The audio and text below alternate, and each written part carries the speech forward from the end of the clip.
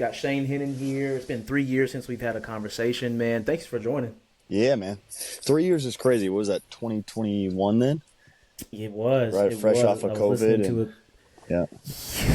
yeah. Yeah.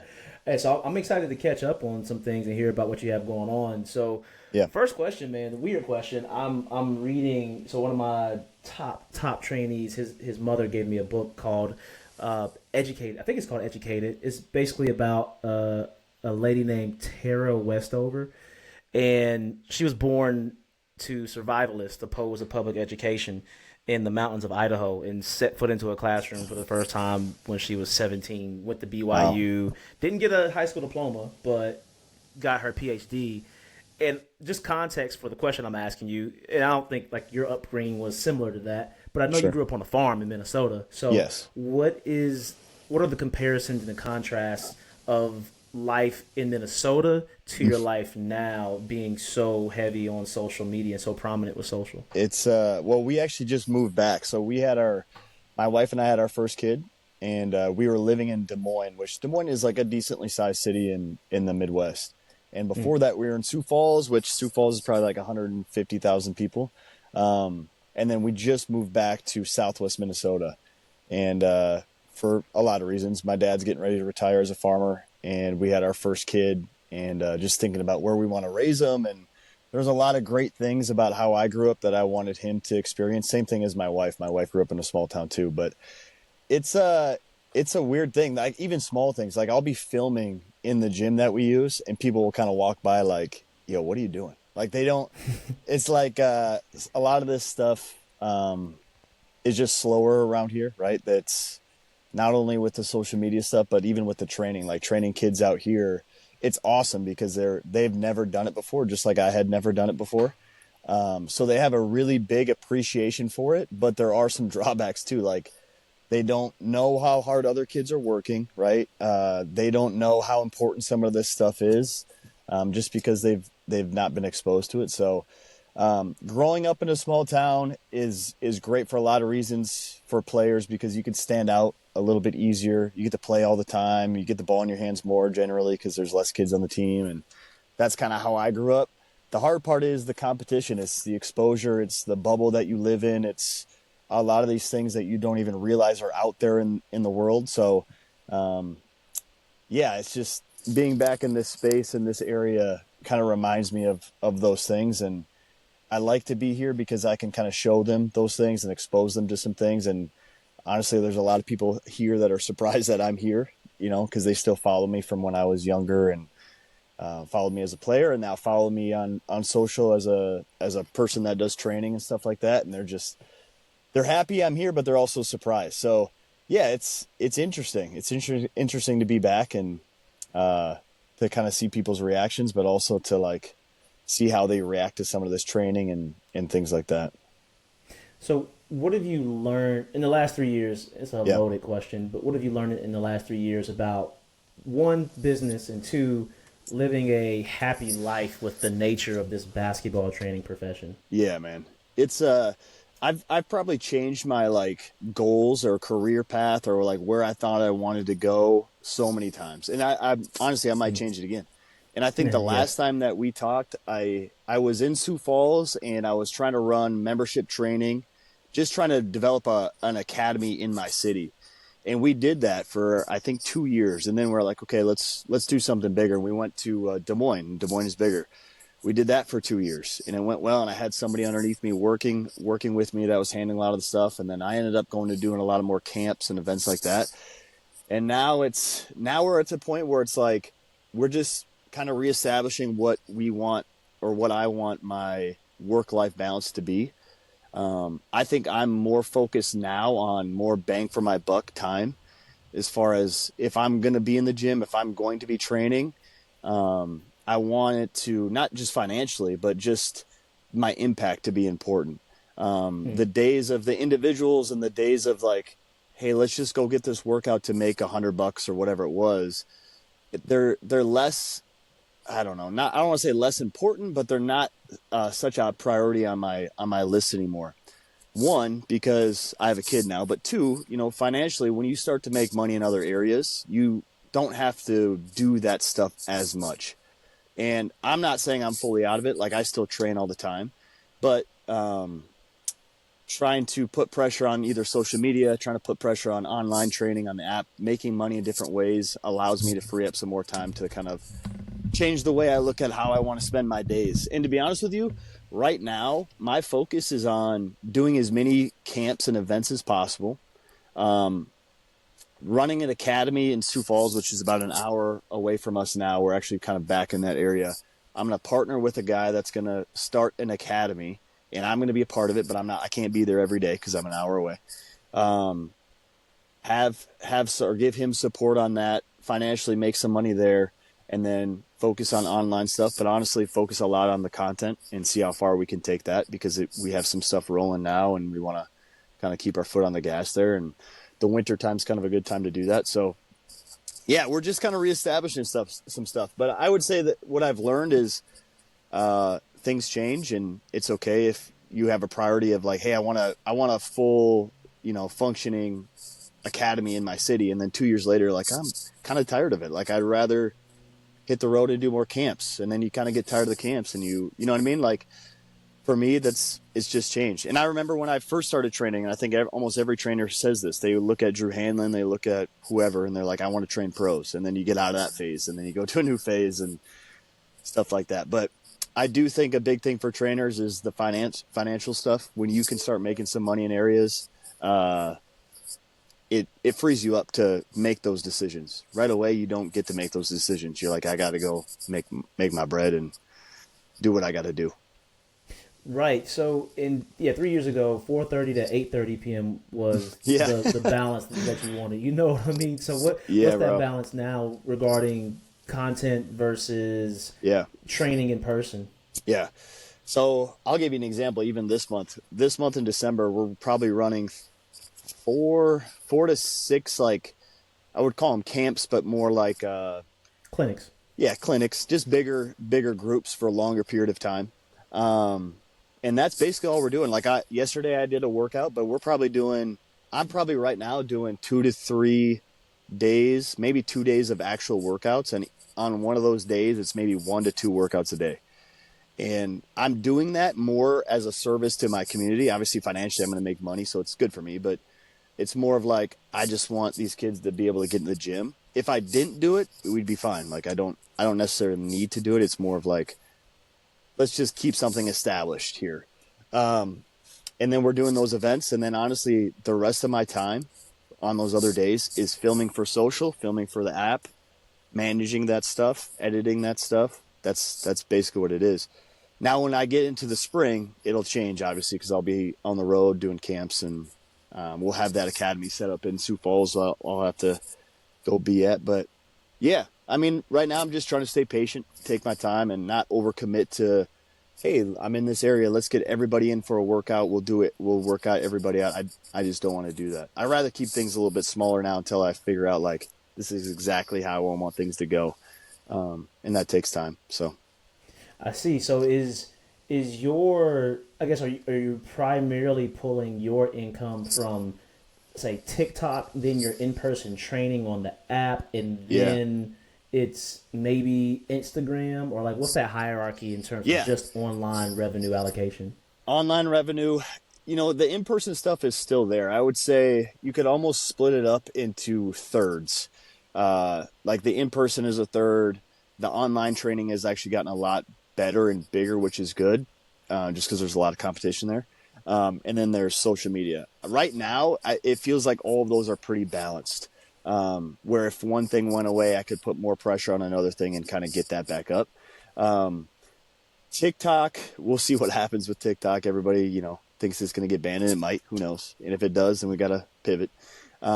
TikTok, Instagram, I just did a breakdown the other night, and TikTok and Instagram and YouTube Shorts and YouTube are making me a decent amount of money, where if that's all I wanted to do, we could do that. And we could probably earn more and live a decent life. The hard part for me is I don't trust all that. I don't trust that that's not, to me, I'm not a full-time content creator. I'm not a full-time trainer, not a full-time content creator, not a full-time this. I feel like I'm kind of like hitting everything at once, which, to be honest with you, can be difficult. It's hard to do that. And I know some people that are like, yo, I don't even care about the social. I'm just going to I'm going to focus on my in-person stuff, and I want to keep my focus there. For me, I'm just built different than that. I like to do the other stuff. I like to be a trainer. I like to get in the gym and do that. But then I'm like, yo, I like making videos too. It's like a blast for me. And then I'm like, the online stuff is fun too, because you get to reach so many people. You get to have these conversations. So I just kind of know how I am. And to me, that's how, if I can get my business to kind of circulate like that, I'm a happier person. Now, there are times in the year, like I said, like in the spring, summer, where it's a lot of in-person. And that's where I'll, put my foot on the gas a little bit more for the in-person stuff and try to take advantage of the timing of the season. So that's a part of the allure here, is it not? You have the mobility and the flexibility to do different things and to do whatever you care to do, whether you're being pulled there financially or just fulfillment-wise. That is interesting. So I'm sure it's challenging to keep pumping out content like that, because you're thinking global, not local. And lately, I've been curating a lot of posts from guys like you who are posting and doing it locally, and it's worked pretty well. So thank you, one. Yeah. I don't tag you on Facebook because I don't think you really want or care for me to tag you every single time. I got inspiration from Shane on this. No, but I will if you want. No. So where do you get your content ideas from, your inspiration? It's probably the same thing, and I actually have people ask me this all the time too. It's, when you do this for a long time, and you play too, right? Like, you just have stories of when you played. You have stories of how you grew up. You've had different types of coaches. You've had different playing experience. You've coached. You've trained. You've coached different types of players. Like, there's so many different areas of our life to pull videos from. Like the other day, I saw a video of Jordan Poole. I just made this video. Jordan Poole pointed at the guy, right, and passed it. I was like, that's so stupid. Like, I hate that. And then I look at the comments, and there's other trainers. Like Chris Hippa is a guy that I followed for a long time. He's an OG trainer. He's like, this is so lame. I'm like, yeah, it is lame. And I'm like, let's make a video. So, like, something like that, where I see something on social, whether it is from a different trainer, whether it's just literally like House of Highlights clip or something, where I'm like, there's a piece in there that if I just say, this is why, or I come up with the hook or the title, like, this is why nobody's watching the NBA, then I can come up with pieces of content like Jordan Poole pointing. You could go on YouTube and find out other clips of why the NBA kind of sucks right now if you wanted to, right? So honestly, just sometimes it's just scrolling and you'll see some stuff. I got a notepad. It says content or TikToks or whatever I have it listed as, and I just write down my ideas for the video, not necessarily like every step, every move, every line. I don't write that down. I just write the theme. And when I'm in the gym, I can cook that stuff up pretty easily as far as like the actual context of the meat of the video.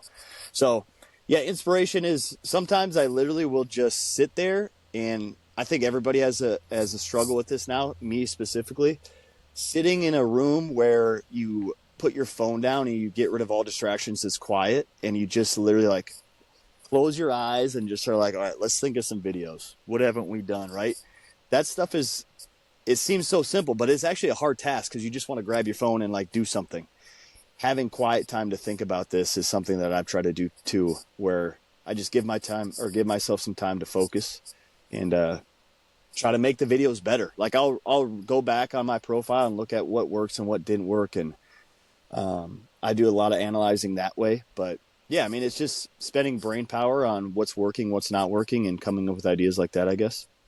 Literally, it's. I can see how that would be a paradigm shift, going from like a trainer to having to sit down and say, no, I'm not in the gym training, man, but I am doing a very strategically effective task right now that pays off, but it's different. You know what I mean? The payoff is the hard part. It's like, is it me spending this time writing this script, or like, how is this going to pay off? And if you look at it like instant payout, or if you look at it like this one video's got to do it, you're not going to be motivated to do it. It's like this is one of 50 that I'm going to do this month that are going to pay off, right? And I'm going to post it on Instagram, but it's going to post on Facebook. It's going to post on YouTube Shorts. The video on Instagram might make $50, but on Facebook, it might make 100. Then YouTube Shorts, you might make 20, right? And now that's you made $200 something. That's a training session off of one video because you posted on 5 different platforms or whatever. So, and then if you do that continuously and you're posting on these platforms and they're all monetized, not every video is going to make you a large chunk of money. Some can, but you know, not only are you making money, but you're growing your account. If you grow your account, for me, and I've commented on a post, I'm a believer that if you do have a following, it pays off for in-person stuff, online stuff as well, but it also gives you brand deals. It gives you awareness of who you are. And I kind of look at it like that. Like the financial part of it is like almost a bonus to me. For me, it's more of like, how do I build my reach? How do I build my awareness in this industry as a trainer, as a thought leader? So when I go to gyms, kids are like, yeah, I know you. And honestly, I actually did some AAU coaching this summer, and we were in like Texas, Alabama, all these places. And the amount of kids, not a flex by any means, the amount of kids that came up to me like, yo, I watch your stuff. I've seen your stuff. It was I was taking pictures. My team's like making fun of me because I'm like taking pictures with these other kids. But these people, they know me as as the bald guy, right? Or the guy that's doing the videos. And the same thing with parents. So like, I know for a fact because of those experiences that people are watching, and it does pay off in some ways. Now, you got to point them in a direction, right? You don't want just people following you for no reason. You got to find other ways to monetize it, which takes effort. I'm not saying that's easy, but yeah, it's important for me. It's important because I've seen it pay off in those ways. That trust that the brand will, and us and Gary Vee and many people talk about brand. It's hard to quantify the brand, right? Yeah. Which I do like the mindset of this is ancillary, like this is a side impact for increasing the brand, getting more reach, making a kid who probably will never pay you feel some type of way, who may share the post to somebody else who does train online. Like I'm sure there's so many different ways to do it, but the consistency and the effort and the dedication, the discipline to keep doing that, even if you don't see the immediate linear transaction, that's always been impressive to me. So I guess the question for you is, what would your suggestion be to somebody who doesn't believe they can create a global presence like you, but they're interested in dominating their state or a 60 to 120 mile radius? I literally just talked to another person about this. I created an account initially to do that. My account, if you go back in the day, was literally all of my players doing workouts. It wasn't even me. And then I started to realize, okay, I grow faster. There's more money involved if I'm the face, if I'm the brand. But before I was so competitive in my area with other coaches and trainers. I wanted to be the person that got the best players, got all these people. And the more I posted my players, the more people came in. And to be honest with you, my biggest, I don't know if you want to call it a hack because it's not really, was just Instagram stories. Anytime a kid would come in, I would get a clip of them, whether it be them going through the drill, them walking into the gym, saying what's up, like something cool that I would probably think that they would want to repost because a lot of kids like to show that they're working. I would put them on there, and I still do it today. I would put them on there, and they would reshare, and then all these other kids instantly that follow them, because all these kids follow each other now, whether they're friends or not. They would see it, and then the more you see it, you know how that goes. The more you see it, they're like, okay, Mom, can you reach out to that guy? Like I would want to maybe train too.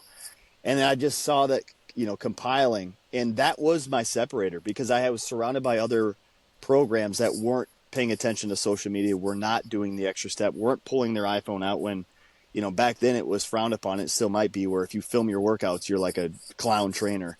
And in my head, I was like, I don't care. This is getting me more business. I have to do this. And it's really not distracting me. I'm like getting one clip after like they've already done 5 reps. I'm just getting the 6th rep.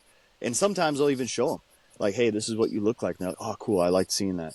So if I was giving advice to a trainer, I would say, get some clips of your players. That's probably, if you're trying to dominate your area, that's more important than probably filming yourself. Showing that you can do some drills, I think it helps. And having a big following like me, for me, when I moved to Des Moines, literally when I went from Sioux Falls to Des Moines, it's a 5-hour difference. I've never done any business in Des Moines ever. I popped up a new gym, and I probably had 15 to 20 clients waiting for me because I posted on Twitter, and they're all dads. And they're like, I've seen your stuff on Twitter. I can't believe you're in my area. I'm really excited for you to work with my son or my daughter. And I had clients literally just because of that. And I was posting stuff of myself and of my players. So again, I know it pays off. Like if you're switching locations, you'll get some clients. You're not going to have your whole, base of people, but you'll get some people that will come in just because they know you're moving. So, One thing that we did in Des Moines, because Cole Sabers and myself both had our personal pages and our brands, was that we created a different page and we called it the Academy page. Like back then it was the Iowa Skills Academy. We just called it that. And we used that page basically as like our old school way of marketing. Like, let's just film our players. Let's have this page. Literally, who cares if it got 500 followers or if it's got 500,000? We literally wouldn't care. We got rid of all the like caring about metrics. We don't care about likes, views, nothing. We literally just like get a clip, post it on there, post 3 times a day, post 1 time a day. It doesn't matter. Make it a place where if a parent searches us, they see it and they're like, that looks cool. I want my kid to do that. So we created a different page for that type of stuff. But if you're just starting, I would just start filming my players and film all the cool stuff you're doing, which some trainers do now. And I'm sure you'll end up getting more players off of that. Interesting. So it wasn't, hey, post this great content and figure out how to post that and get it to run Facebook ads or Instagram ads to this area. Like, it doesn't need to be that. It needs to be. Yeah. It literally was just literally organic, tagging the kids.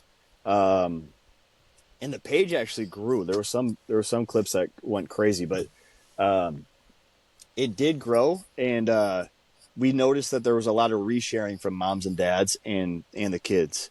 Like, we had a lot of dads reposting our stuff on Facebook and on Instagram on their stories, which parents are starting to be more active on Instagram, starting to pay attention to that a little bit. But we just had a lot of resharing. And when you get the resharing in your communities, like, you just end up getting other kids interested and other families interested. So, yeah, that was the hard part, was like, how do we grow this academy even bigger, but not sacrifice our own pages and flood it with stuff that maybe isn't interesting to the masses, right? Like, people don't know these kids. They don't care, right?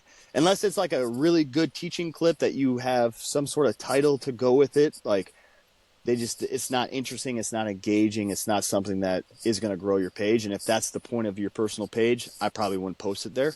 I would create a different account. And now, if you don't care about growing like that, then yeah, make it all business, make it all organic, local, that type of stuff. Interesting. Oh, man, I really appreciate that. It's good insight. So, 2 more questions. Before I ask this last question, tell me more about game point management. Is that something you're spending a lot of time on, and what's the idea behind it? Yeah, so Game Point is an agency I signed with a couple months ago when I first moved here. Basically, I needed somebody because I was doing everything by myself, brand deals, I was negotiating everything. And I realized very quickly with one phone call with this guy and other agents too, and other people that were signed with them and other agencies, that I'm charging way too little for any sort of brand deal, right? So brand deals that would come in, they pitch you a price and you're like, well, sheesh, I mean, you're going to offer me $500. Like, that's a good workout. That's a couple kids and paying a high price right there on one post. Who cares? What I realized is I had no idea. I didn't know because I was doing it by myself. And these agents that I talked to and these other people I talked to that were doing deals and making over, I know trainers that literally are making over hundreds of thousands of dollars, like over $100K just off deals every year off social media, whether that's, views added up, monetizing your views plus brand deals. They're making over $100K and not even training. They're just doing videos. And I was like, okay, how do I make $100K off of that and then make another 200 or another 100 or 300 off of training and camps and all this stuff, and then another 50 to 100 off of. So how do I compile all these areas to make over 100? And I started talking to some people, and I got on phone with a Game Point management, and they basically said, like, we handle all of it. Here's the prices that we suggest. And for an Instagram story, it was like $3,000. If it was an Instagram post plus a TikTok post, you're looking at $5,000 to $6,000. I'm like, bro, what? I wasn't even in that ballpark, right? Now, if they actually get you a deal for that amount of money, that would be great. Typically, I would expect it to probably be a little lower. Like, I think they probably throw those prices at you, and then they're probably like, we didn't get $5,000, but we got you $2,500. I'd be like, well, that's better than $500, whatever I was charging, or $1,000, whatever I was charging before. So honestly, I already had some contracts in place before them, and they're like, yo, whatever you had before, you just hold on to that. We're not taking a piece. They take 10 to 20%, I think, off of every deal. But they reach out to these people for you. And let's say you're like, yo, I want to work with Gatorade. I saw a trainer do work with Hanes, like an undershirt. If you have a people that you want to work with, they'll be like, yeah. I mean, they might say no, but we got relationships with them. And that's the thing that I was like, I'll give you 20% because you have the connections and I don't. And I don't want to sit here and DM companies like that. Right. I'm not that. I don't want to go that deep into it. Right. I was just waiting. So it's just one of those things. It's like, they'll make money for you. You know, it's like, why wouldn't I sign with you guys? Cause I'm not going to do the work anyways. If you do the work for me and you get paid off for that, I don't care. 80% is better than 0, man. 100%. So Yep. what specific grind comes to mind? Last question. When you think about burning the midnight oil, because you posted something on March 2nd, a carousel about, he just got lucky. Yeah. And then the second picture was like the building, the lights were out except one. And the assumption is it's your light. Like, what comes to mind? What specific grind do you think of with that post? It's doing everything that everybody else could do but are not willing to do. And that's like probably a very cheesy thing to say, but it's everybody knows that having a social following pays off in some way. It does. And it's hard to argue that. So I just know a lot of people and a lot of trainers, whether it be for the social following, whether it be getting clients, whether it be becoming a better trainer. That post just kind of resembles a lot of what I've done because I've never really felt like I was smarter. Like, there's so many better trainers than me. I'm good and I want to be better, but there's people like I did the BTA conference, dude. These I'm Possible people, they have like the details down to this. And I'm like, bro, I didn't even think about that. And I mean, 95% of my kids, like, we don't need to go that deep, although it's not bad. We're probably not there yet. Eventually, I hope to be there with those kids. But I just kind of realized, like, same thing in basketball. Like, I really was never the best, but I was always willing to go shoot more. I was always willing to go through Micah's whole app and just study every movement and like take some notes. I was willing to do a Drew Hanlon internship, and I had $5,000 in my account, and that cost me $2,000. And I drained the account basically just for a chance to talk to the guy and then go do pre-draft. I'm willing to go film at, like, last night I filmed from 10 to 11:30 in a high school gym after I came home from a session, fed my kid, said, hi, and hung out with the wife, had dinner, then went back and left. I'm willing to do those things because I know it's going to pay off. And it's like what you hear all the time. You hear people like, I don't have time. It's like, yeah, you do. You just got to make time to do these things. If it's something that you want, you would figure it out. Now, there's things in my life that, trust me, need some upkeep, right? Like, I got to get in better shape. I could probably be a better husband. Definitely could be a better homeowner. Like, all sorts of stuff that maybe have to sacrifice a little bit because of that. But I'm just willing to do whatever. Like, if it's editing for hours, if it's whatever, I'm willing to do it, where I think maybe I've separated from some competition that were not willing to do that.